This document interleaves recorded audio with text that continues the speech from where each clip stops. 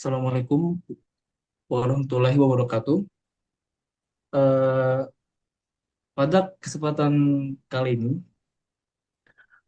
eh, di kelompok kami akan mempresentasikan hasil analisis ekonomi industri menggunakan pendekatan SCP yang mana itu berkaitan dengan structure, conduct, dan juga performance. Untuk studi kasus kali ini, kami memilih sebuah UMKM di Pringsewu bernama Erwin.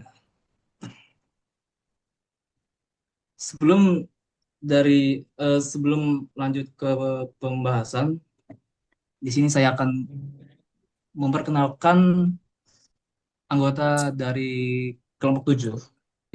Yang pertama ada saya sendiri yaitu M Orlando Semiring. Yang kedua ada Muhammad Akmal Noval. Yang ketiga ada Robi Nugroho dan yang terakhir ada Maulana Adi Kusuma. Oke, di sini kami akan membahas sedikit profil daripada UMKM yang kami wawancarai, dimulai dari backgroundnya. Jadi usaha mikro kecil dan menengah atau disingkat UMKM Erwina ini adalah sebuah eh, industri yang bergerak dalam pengolahan hasil perikanan di Kabupaten Pringsewu, Lampung. Ini telah beroperasi sejak 2011 dengan berbagai produk olahan ikan seperti abon lele, baby fish, eh, dan juga crispy kulit patin, nugget, dan juga dimsum.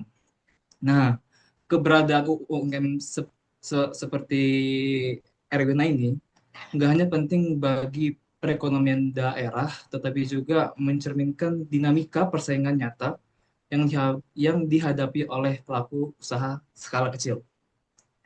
Untuk profil objeknya, pertama itu nama usaha, yaitu Erwina, yang berdiri tahun 2011 di Pringsewu, Lampung. Lalu fokusnya ini di industri pengolahan ikan dengan skalanya usaha mikro kecil dan menengah. Lalu untuk produk unggulannya itu ada abon ikan lele dan produk lainnya itu ada baby fish eh, dan juga crispy kulit patin, sorry ini ada typo, dan juga nugget. Oke, untuk slide selanjutnya di sini kami juga telah menganalisis daripada struktur pasarnya. Untuk struktur pasar si Erwina ini, dia itu masuk ke persaingan monopolistik. Eh, Kenapa kami bisa mengidentifikasi bahwa si Erwin ini masuk ke monopolistik? Itu yang pertama. Bukti pertama yang kami dapat ialah banyaknya pesaing atau kompetitor yang di dalam pasarnya si Erwina, yaitu ada produk olahan patin dan sejenisnya. Terus bukti yang kedua itu produknya terdiferensiasi atau kekhasan rasa dan bahan baku lele. Bukti ketiga itu daripada entry barrier yang yang rendah atau bisa dibilang itu mudah dimulai atau skalanya masih di level uh, homemade gitu ya, atau rumahan. Untuk slide ketiga itu akan dijelaskan oleh rekan saya,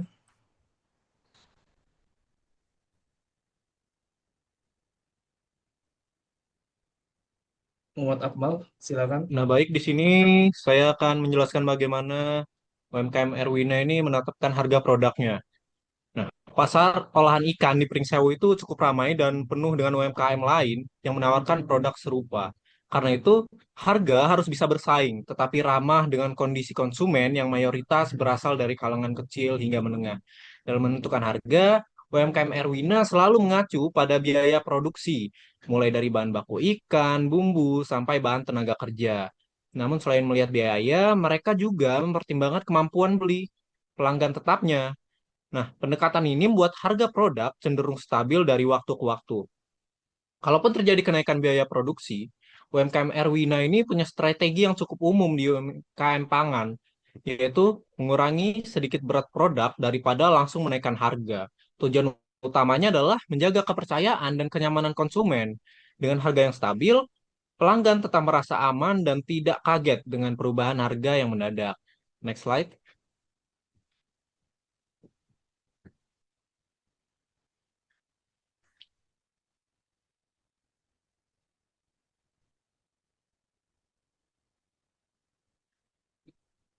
Ya, nah selanjutnya kita masuk ke kebijakan produk. Di tengah persaingan olahan ikan yang ketat, produk menjadi kunci utama UMKM Erwina untuk membedakan diri dari para pesaingnya. Karena itu, inovasi dilakukan terus-menerus. Selain abon ikan lele sebagai produk unggulan, UMKM Erwina juga mengembangkan berbagai varian seperti baby fish, crispy kulit patin, nugget ikan, hingga dimsum ikan. Dengan adanya varian tersebut, konsumen tidak mudah bosan dan selalu punya pilihan yang baru. Selain inovasi, konsistensi rasa juga menjadi fokus utamanya. Banyak UMKM lain yang kualitasnya rasanya naik turun karena bahan atau teknik masak yang berbeda-beda. Tapi UMKM Erwina berusaha menjaga standar yang sama agar pelanggan tetap percaya. Perusahaan juga memberikan kemasan yang dimana mereka menggunakan kemasan Ziploc yang praktis dan bisa menjaga kesegaran produk lebih lama. Kemasan yang lebih menarik dan fungsional ini juga membantu dalam meningkatkan nilai jual dan memberikan kesan profesional di tengah pasar yang sangat memperhatikan tampilan visual. Next slide akan dijelaskan oleh Robi Nugroho.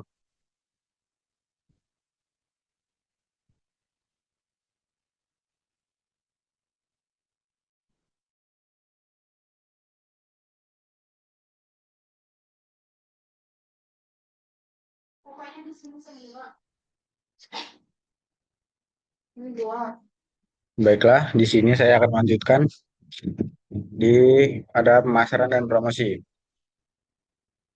Di sini saya akan lanjutkan di kebijakan pemasaran.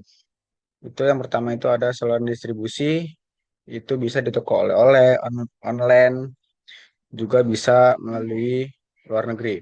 Jadi Erwina ini menggunakan kombinasi strategi offline dan online. Distribusi produk dilakukan melalui berbagai jalur, antara lain toko-toko oleh-oleh di Kabupaten Sewu, penjualan melalui media sosial, serta pemasaran lintas daerah. Tidak jarang produk juga dibawa konsumen ke luar negeri sebagai oleh meskipun bukan dalam skala ekspor. Terus juga ada metode promosi, itu ada pameran, media sosial, dan juga word of mouth atau mulut ke mulut. Untuk untuk taktik pemasarannya, tolong dong slide-nya, belum selesai. Nah. Untuk taktik pemasaran perusahaan manfaat media sosial berpartisipasi dalam pameran dan mengandalkan pemasaran mulut ke mulut. Mulut ke mulut menjadi taktik yang sangat efektif di wilayah lokal karena mengandalkan rekomendasi dan kualitas yang konsisten. Slide-nya dong, slide-nya tadi belum selesai.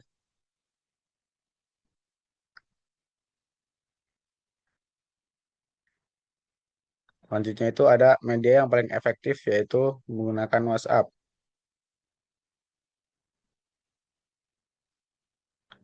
Media sosial juga memainkan peran besar dalam memperluas jangkauan promosi.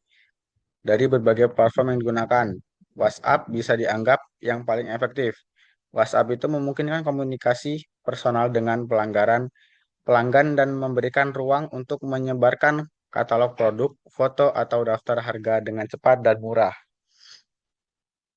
Selanjutnya, next slide, yaitu ada kerjasama. Dalam kebijakan ini ada yang pertama itu ada mitra utama, itu seperti Dinas Perikanan dan Koperindak dan juga ada dari pemasok. UMKM Erwina ini menjalin kerjasama dengan pemerintah, khususnya melalui Dinas Perikanan dan Dinas Koperasi dan Perindustrian atau Koperindak. Selain itu, perusahaan juga menjalin hubungan dengan pemasok bahan baku. Pemerintah memberikan berbagai dukungan seperti bantuan alat produksi, pelatihan, keterampilan, serta fasilitas untuk mengikuti pameran. Bantuan ini sangat membantu UMKM dalam menekan biaya produksi dan meningkatkan kapasitas usaha. Dan juga ada bentuk dukungan seperti bantuan alat, fasilitas-fasilitas pameran. Kerjasama dengan pemasok bahan baku pun penting untuk menjaga kelancaran produksi. Hubungan yang baik dengan pemasok memastikan ketersediaan ikan dan bahan pendukung lain secara berkelanjut. Dengan demikian dapat menghindari gangguan produksi akibat kelangkaan bahan baku dan tetap memenuhi permintaan konsumen. Baik, selanjutnya akan dilanjutkan oleh rekan saya.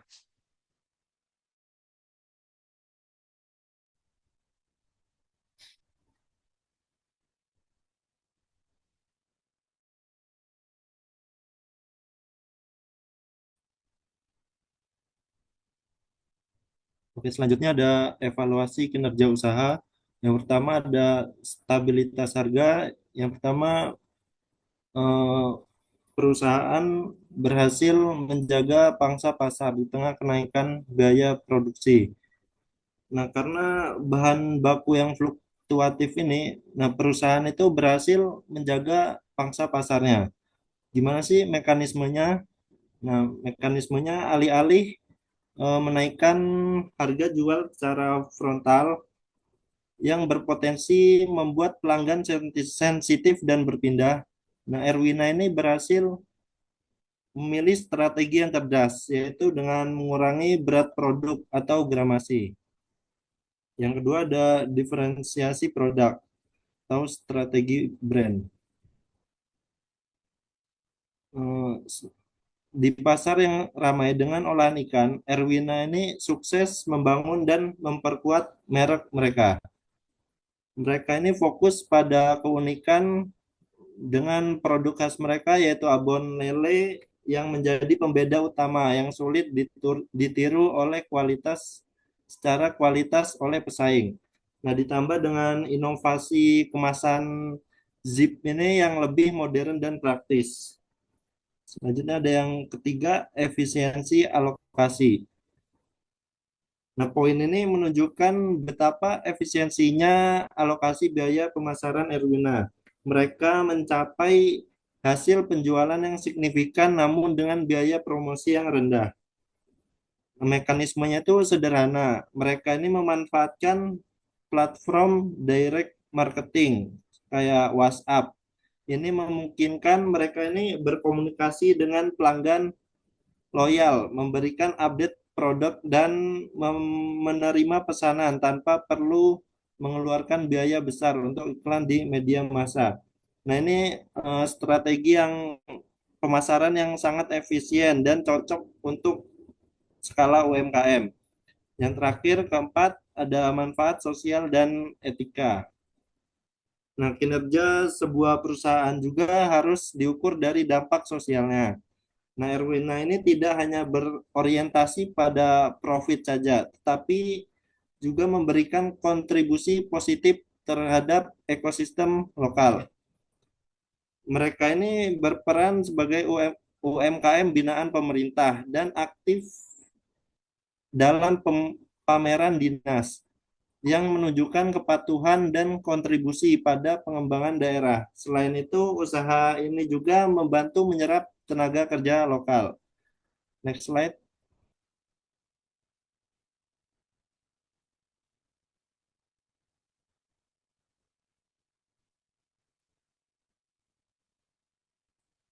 Next. Nah, selanjutnya yang terakhir ada kesimpulan. Pasar olahan ikan di Pringsewu ini bercirikan struktur monopolistik yang dicirikan oleh banyaknya pesaing dan tekanan kompetitif yang tinggi. Kondisi ini memaksa UMKM Erwina ini mengembangkan kondak atau perilaku yang strategis, yaitu dengan melakukan diferensiasi produk yang kuat seperti abon ikan lele dan menjalankan strategi harga yang menjaga kestabilan daya beli konsumen. Hasil dari perilaku adaptif ini adalah performance atau kinerja yang positif yang mencakup stabilitas pangsa pasar, tingginya efisiensi alokasi sumber daya dalam promosi, dan kontribusi sosial yang berkelanjutan. Secara keseluruhan, struktur pasar telah mendorong inovasi Erwina, menghasilkan kinerja yang kuat dan prospek yang cerah di pasar lokal. Selanjutnya saya kembalikan ke moderator. Oke, mungkin cukup daripada hasil presentasi kami eh, laporan dari hasil kami wawancara. Mungkin kalau ada salah itu dari kami dan benarnya mungkin bisa dibenarkan oleh Bu Emi. Mungkin sekian saya ucapkan terima kasih semuanya yang telah menyaksikan. Terima kasih. Assalamualaikum Bu, perkenalkan saya dari mahasiswa FEB Unila. Di sini saya akan mewawancarai Ibu tentang profil usaha UMKM olahan ikan Ibu. Nah, di sini pertama dari profil usaha, bisa Ibu ceritakan sedikit tentang awal mula berdirinya usaha olahan ikan ini? Oh iya, awal mula berdirinya usaha ini dari mengumpulkan warga terdekat, ibu-ibu pengajian khususnya, terus untuk mendirikan kelompok yang satu kelompoknya ada 10 orang. Terus alhamdulillah bisa berdiri dari tahun 2011. Bentuk usahanya yaitu produk olahan ikan, terutama produk unggulannya abon ikan lele. Kalau selain abon itu ada apa aja Bu?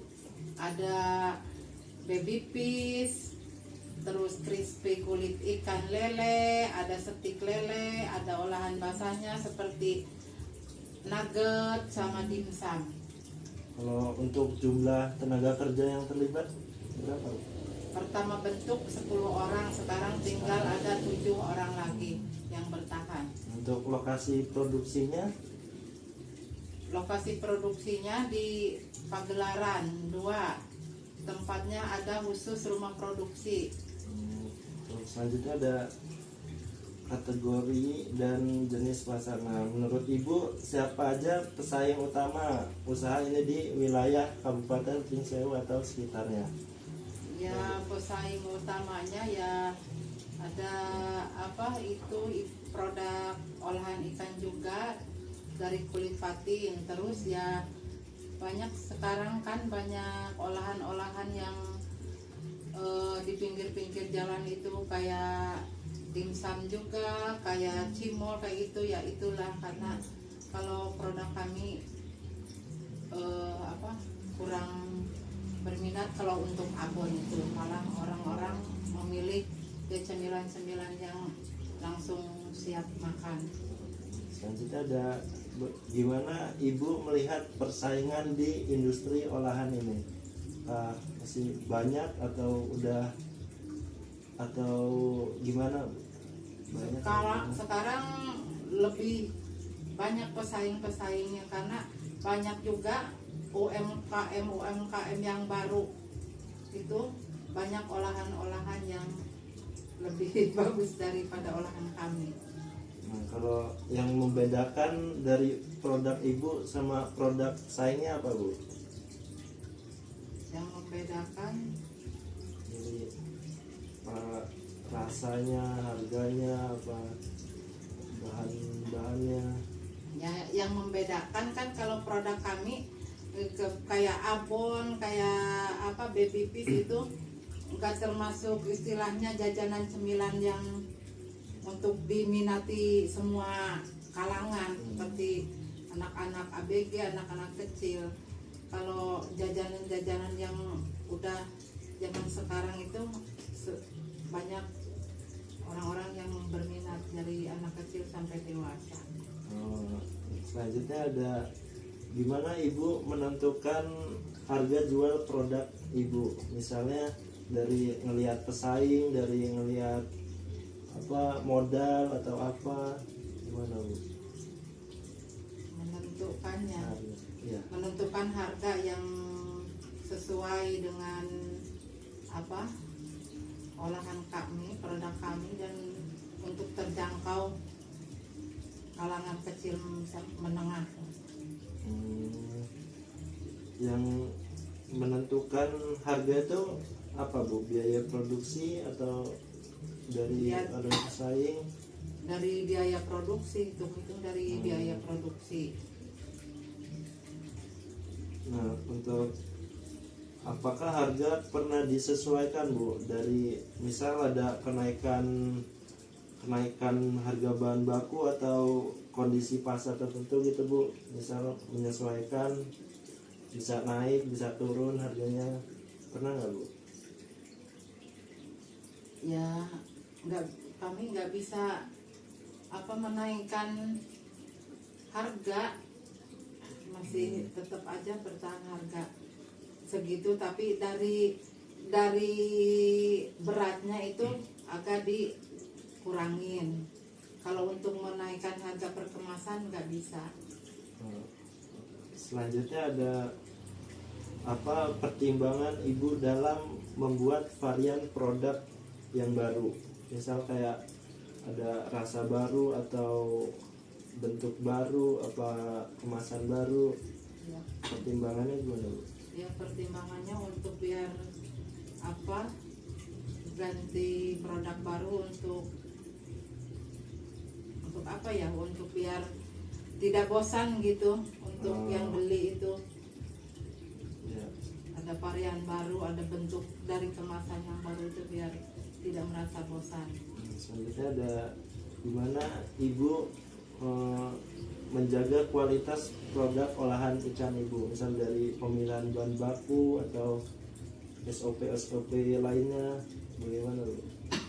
Dipertahankan, biar dipertahankan memilih produk yang baru, yang bagus, misalkan dari bahan baku, dari cara mengolahnya dipertahankan, jangan sampai beda rasa gitu, dipertahankan rasa yang sudah ada. Ya, apakah ada inovasi tertentu dalam proses produksi atau pengemasan produk, misal kayak kemasan yang ada zipnya biar bisa dibuka, ditutup kembali atau gimana Bu? Iya ada. Apa itu Bu? Inovasi. Ya inovasi dari dari kemasan yang awalnya mulanya dari kemasan biasa jadi kemasan yang lebih bagus lagi, yang ada zipnya, terus dari bentuknya, dari desainnya lebih dipercantik lagi. Selanjutnya di mana saja produk ini dijual, misal di pasar-pasar atau di toko oleh-oleh atau di online atau gimana? Di toko oleh-oleh juga ada, di online juga ada, terus kayak di luar daerah sekitar di Jakarta, ke Bogor, bahkan sampai ke luar negeri, ke Kamboja, kayak ke Hong Kong itu bisa. Orang-orang nyari untuk sekedar untuk buah tangan, oleh-oleh dibawa ke luar negeri. Ya, bagaimana cara Ibu memasarkan produk agar dikenal lebih luas? Lebih banyak promosi di sosial media, dari temen, dari mulut ke mulut lah terutama. Terus ya di sosial media juga sering mengupload. Untuk pameran-pameran itu Bu? Pameran-pameran ikut juga. Selanjutnya tantangan dari menjual produk secara online maupun offline, tantangannya. Ya tantangannya kalau online kan kita memasarkan, terus kita mempromosikan, harus kita rajin, belum tentu istilahnya kita mempromosikan, ada yang langsung beli, kita harus rajinnya promosi kalau online. Kalau offline ya tantangannya ya gak ada tantangan sih kalau offline, karena seringnya itu udah pada kenal, udah pada tahu, banyak orang-orang yang itu datang ke tempat rumah pengolahannya langsung untuk sekedar oleh-oleh, apa untuk sekedar untuk cemilan anaknya, cemilan pribadi. Selanjutnya, media apa yang menurut Ibu yang paling efektif untuk mempromosikan produk Ibu? Di media sosial ya di WA lah. Ya, secara Iya. Di status gitu yang lebih cepat. untuk promosinya ini dilakukan secara terus-menerus atau ada waktu-waktu tertentu gitu, Bu? Ada waktu-waktu tertentu. Saat apa itu, Bu? Iya, kalau ada waktu tertentu, kalau di apa itu di WA kan di status gitu kan masang terus. Kalau di apa pameran kan ada waktu-waktu tertentu, ada kalau ada event-event pameran kita mengikuti pameran.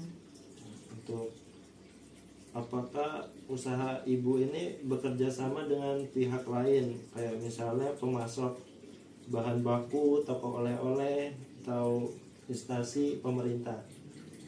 Iya, ada kerjasama juga sama pemerintah, dinas perikanan, dinas Pemerintahan, dan dari apa itu dari petani ikan juga yang memasok bahan bakunya, ikan dari Poklasar, Pokdakan. Kalau bentuk kerjasamanya itu apa, Bu? Cuma dari Pokdakan cuma sekedar masuk bahan baku aja ikan. Kalau dari dinas apa instansi terkait kayak ya itu ada bantuan apa untuk bahan apa untuk perabot-perabot gitu. Terus untuk acara, kalau ada acara pameran-pameran dia itu ngajak kita terus memfasilitasi untuk tempatnya gitu untuk pameran-pameran. Kalau untuk pelatihan-pelatihan yang diselenggarakan oleh pemerintah, Ibu sering ikut? Sering juga. Apakah kalau kerjasama ini membantu untuk meningkatkan penjualan atau efisiensi produk nggak, Bu? Sangat-sangat membantu. Nah, selanjutnya ada penutup, Bu. Apa tantangan terbesar yang Ibu hadapi dalam menjalankan usaha ini? Ya tantangannya itu ya kalau produk yang gak laku itu pemasarannya sepi. Jadi tantangannya itu apa produk ya istilahnya kalau kurang yang beli ya jadi banyak retur, udah kadar luarsa nggak bisa terjual lagi. Untuk rencana ke depannya, Bu, untuk mengembangkan usaha olahan ikan ini bagaimana, Bu? Rencana ke depannya? Rencananya ya pingin mendesain kemasan yang lebih bagus lagi biar banyak pembeli yang lebih menarik dan semakin banyak promosi di sosial media. Inginnya rencananya ke depan sampai tembus gol internasional. Sebelumnya usaha ini namanya apa, Bu? Sebelumnya usaha ini dinamakan Halal Food. Setelah itu ya namanya itunya apa kelompok Halal Food. Nah setelah itu waktu pelatihan ke Jakarta, Halal Food itu kalau untuk nama suatu produk tidak diperbolehkan karena halal itu kan halal food itu jenis makanan halal, tapi kan itu belum tentu ya gitu, harus diganti ya. Spontan waktu itu harus diganti nama jenis usaha itu apa nama kelompoknya itu harus diganti spontan ya, digantilah kami musyawarah sama kawan-kawan karena ada orang 3 yang ikut pelatihan di Jakarta, jadi diganti karena yang pelatihan itu ada 3 orang, Erna, Wiwi, Nina. Nah gimana kalau ini produk kita itu kita ganti nama itunya, produk namanya Erwina, jadi sekarang digantilah terkenal dengan usahanya itu, brandnya brand Erwina. Sudah Bu, terima kasih untuk wawancara